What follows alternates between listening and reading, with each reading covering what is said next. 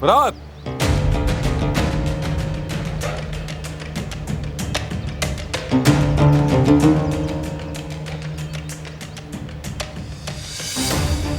खैर तो है बाबा, जो कहना है वो कहिए।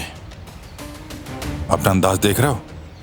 इस वक्त तुम्हारे सामने तुम्हारा बाप खड़ा है। लहजे पर गौर करो। बारान और कुदरत ने अगर तुम्हें बड़ा समझ लिया है तो क्या वाकई तुम बड़े हो गए हो? सिर्फ 2 दिन में तुम्हें बाहर फेंक देंगे कचरे की तरह। दोबारा मेरे पास ही आओगे। आप मुझसे चाहते क्या है बाबा? सच सच बताते क्यों नहीं? आखिर आपका मसला क्या है? मेरी खुशी देखकर आपको अच्छा नहीं लगता ना बाबा? मैंने शादी की लेकिन आपने बर्बाद कर दी। मैं काराबे खानदान के बाकी लोगों के साथ हंसी खुशी मिलता हूं, वो भी आपको अच्छा नहीं लगता बाबा? आखिर आप चाहते क्या है मुझसे? मेरा मसला तुम्हें बचाना है मेरे अहमक बेटे। इससे ज्यादा और क्या हो सकता है? आपका मसला मुझे बचाना नहीं है बाबा, आपका मसला कुछ और है। साफ साफ कह दें, आपको सुकून मिल जाएगा। क्या मैं इतना नाकाम था कि मुझसे कुछ नहीं हो सका? जो चच्चा के बेटे बन गए मैं वो ना बन सका? क्या मैं अपनी मां पर क्या हूं? क्या मुझे देखकर आपको गुस्सा आता है? आप मुझे सच सच क्यों नहीं बताते बाबा? बताइए बताइए।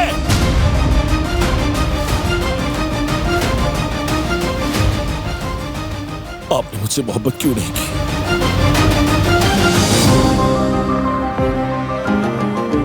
बताइए ना। कहने को कुछ नहीं है ना आपके पास? दूर हो जाओ मेरी नजरों से। कौन सा रईस अपने बेटे को नौकरानी से बिहाने की इजाजत देता है जो मैं दे दूं? ठीक है, फिक्र ना करें, मैं जा रहा हूं। सब वैसा ही रहेगा जैसा आप चाहते हैं।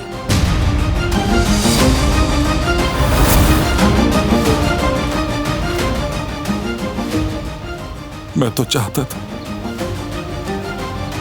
मैं चाहता था कि तुम्हारे लिए एक अच्छा बाप बनूं, मगर ना बन सका। मैं हार गया बेटा। तुम अपने बाप को समझ ही नहीं सके। हार गया मैं बेटा।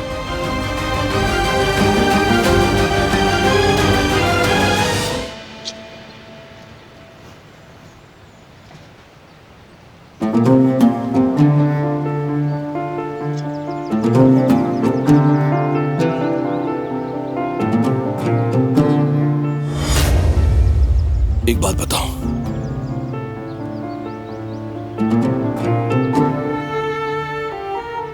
तुमने अपनी अम्मी को बता दिया कि हम तलाक ले रहे हैं?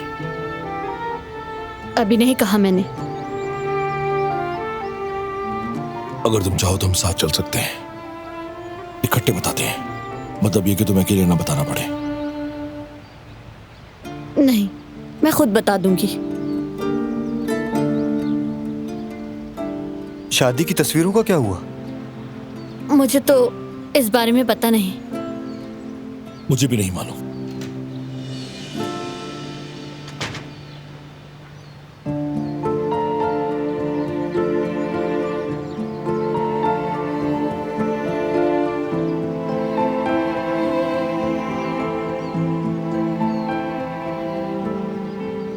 हमें भाई और भाभी को फिर से मिलाना होगा फराद भाई। कोई प्लान बनाएं, आप ही कुछ सोचें। आखिर आपने भी तो मोहब्बत की है। गुल का दिल जीतने के लिए क्या क्या नहीं किया, तो इसलिए आप मुझसे बेहतर सोच सकते हैं इस मामले में। मैं चलती हूँ।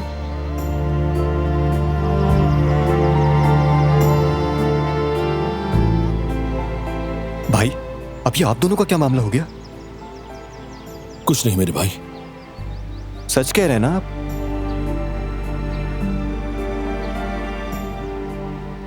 समझ गया मैं।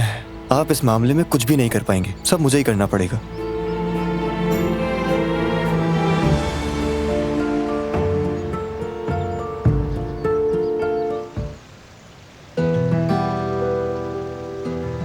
खैरियत है बेटी?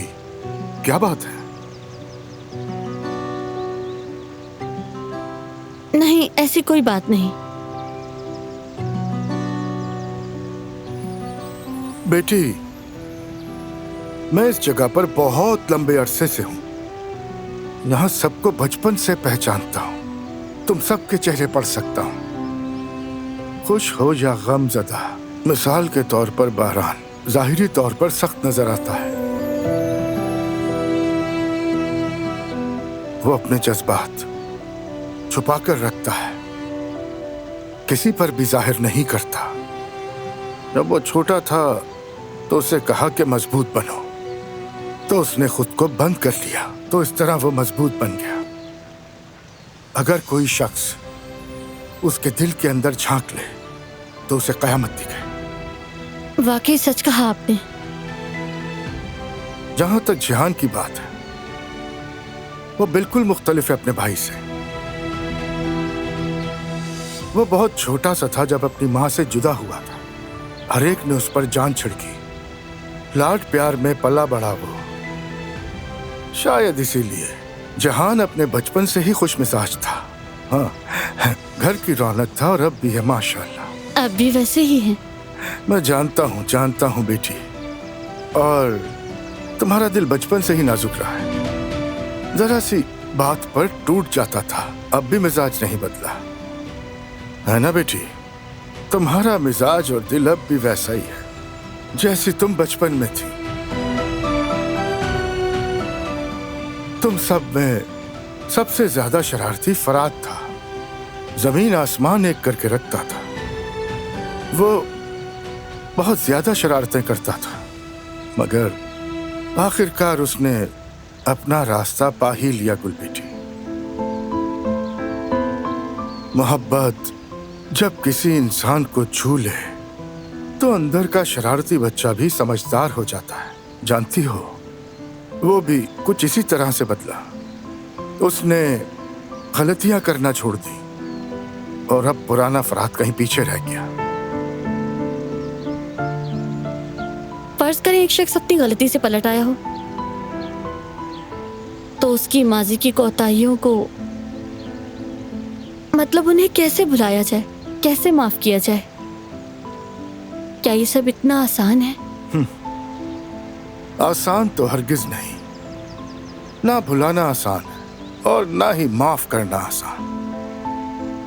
लेकिन चोर को घर से फरार नहीं होने देते बेटी। अगर कोई इंसान अपनी गलतियों से सीखता है, नेकियों की तरफ मुड़ता है, तो उसे माजी की गलतियों की सजा देना इंसाफ नहीं जिसे वो बदलने की कोशिश कर रहा हो। वैसे हमें माफ करने की कोशिश करनी चाहिए, क्योंकि जो भी शख्स अपने सच्चे दिल से तौबा करता है तो उसे अल्लाह पाक भी माफ करता है और माफी को पसंद करता है। और कुरान में भी यही फरमान है, तुम माफी को इख्तियार करो और भलाई का हुक्म दो। यानी माफ करना सिर्फ खूबी नहीं बल्कि नेकी भी है। चलो बेटी, अब मैं इजाजत चाहता हूँ, मुझे कुछ जरूरी काम है। बहुत शुक्रिया, खुदा आपको खुश रखे।